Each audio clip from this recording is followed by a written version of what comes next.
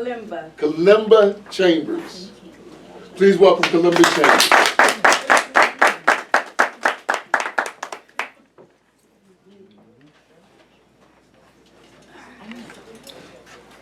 Now, the only thing I can say is I went to go see a doctor, and he said, Ray, you're lucky. I checked your brain. There's nothing in it. Okay, so that was my joke for the day. You are a survivor of a brain aneurysm. Yes, I am. Yes, I am. Right. Let's give it up for God.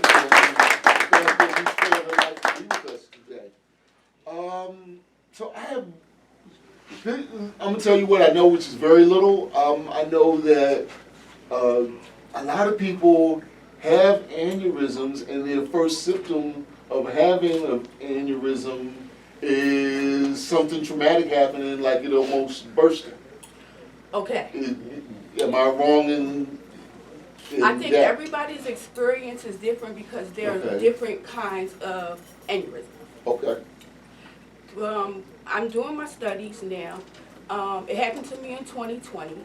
I'm still in recovery. It's depending on how severe your aneurysm was, your recovery can be difficult. Mm-hmm. For me, I'm not gonna lie. What got me through recovery really fast was anger.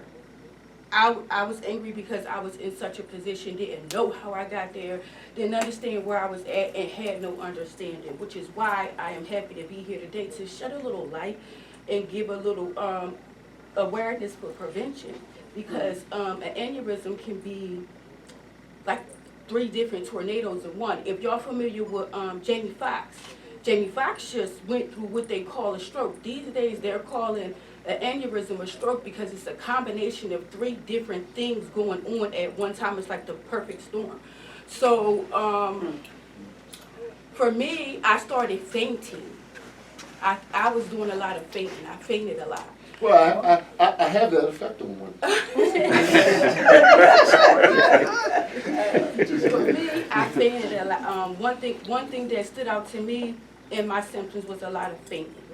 But a lot of times it would happen with socially drinking, like drinking champagne or wine, or sometimes even drinking liquor, depending on what it was. Because I don't drink like obsessively, but I do drink socially, and I drink different things. So when I was doing those things is when I noticed the effect of it coming on. Sometimes I drink when I was out and about, when I was happy. Sometimes I drink because I was going through different things, or I was going through a situation and I wanted to get light and just get away from it sometimes.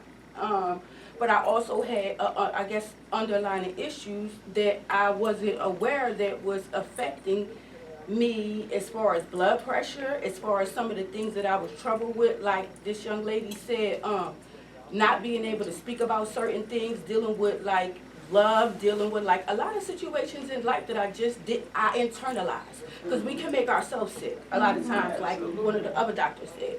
You can make yourself sick by internalizing it, and you might get through it outward, like externally you might get through it, but inside, again, it's self-inflicted. You're doing it to yourself because it's a lot of things going on that you could probably don't understand, and silent killers is the worst killers. They're the worst of all. Things that you don't even know that's going on, and you're not getting scanned. And a brain scan is very important. With me saying that, the most important thing is to get scanned for it, because that's the scan that nobody talks about.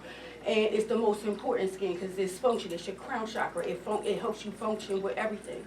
So the first thing I want to say is check your insurance. After this happened to me, my mom was not able to get my doctor.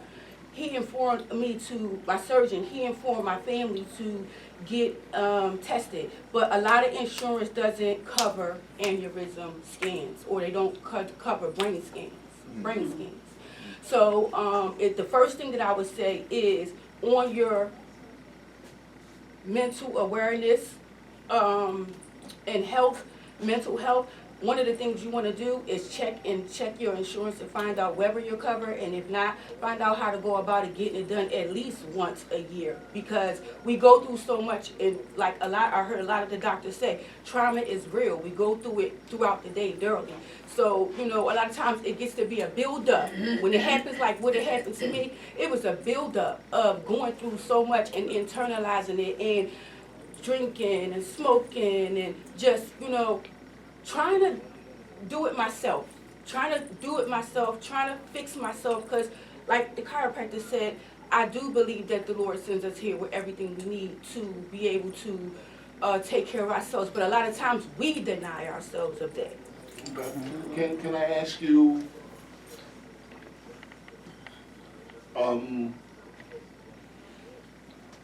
since you had your experience, I'm not going to ask you to talk about it because I don't know. I don't mind. I'm here to share. If that's a trigger, but since you had that experience, what, if any, changes have you made to your external and your internal? Internal and external is healthy boundaries. That is first. You got to have healthy boundaries for yourself, and you have to have healthy boundaries for others that you come in contact with. And you do have to have like-minded people that are around you to help you keep yourself healthy.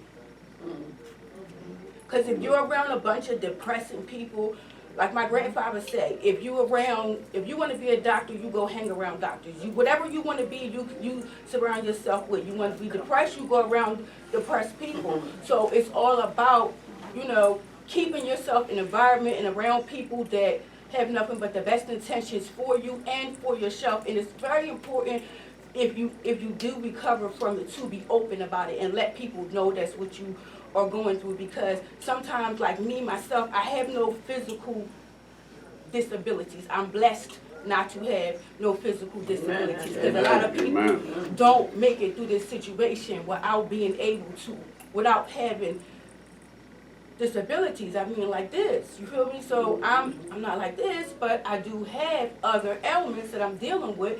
And back to the natural question at hand, is the main thing that keeps me mentally healthy is my boundaries that I have set for myself and others. And there is no exemptions. Not my mama, not my brother, not my son, not my friends, She preaching to not me nobody. now. Ain't nobody got nothing to do with the peace and tranquility that I need to stay on this earth, to watch my granddaughter get old, to watch my son get old, or to be around these people when I feel like it, you know what I mean, that are not so good for my health, but I love them, you know what I mean?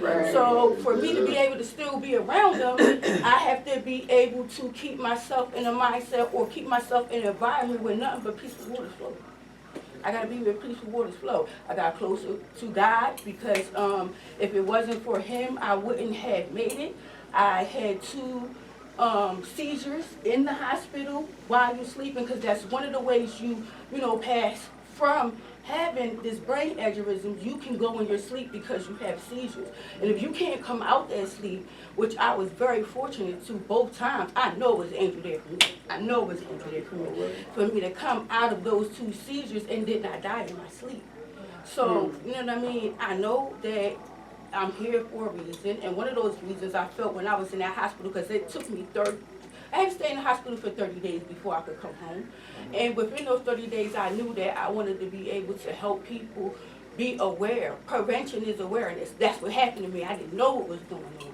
I fainted 6 times before I even really had the blowout in my brain, where I had to get a brain surgery to be able to, and I never seen this in my future for me. I never seen this. This wasn't something I planned. I was just on go, always on go. Pew, pew, pew, pew, pew. And things I go through be like pages in a book. It could be stressful stuff, and I'll just be flickering through them. Don't even take time to talk to a therapist. Don't even take time to talk to nobody. I gotta keep going. I gotta keep going. That I gotta keep going gets to you at some point in time. Like the man said, you shut down. You shut down. Your whole situation shuts you down. And that is a calling on God to sit down and talk to you. And a lot of times I was running to save everybody else's day, and I was giving pieces of myself away and wasn't even able to help myself in the end. I never thought I would be able to make it through a brain aneurysm at all. I never seen myself having surgery, but I learned in them 30 days that what may seem like it's the worst to us may be that moment where the Lord is sitting you down, because he can help you through it. Can't nobody help you through it, but he can help you through it. But at that time, he's sitting you down for a lesson. You got to sit down and listen. Okay? And one of my lessons I had to learn was to learn to take care of myself. Amen.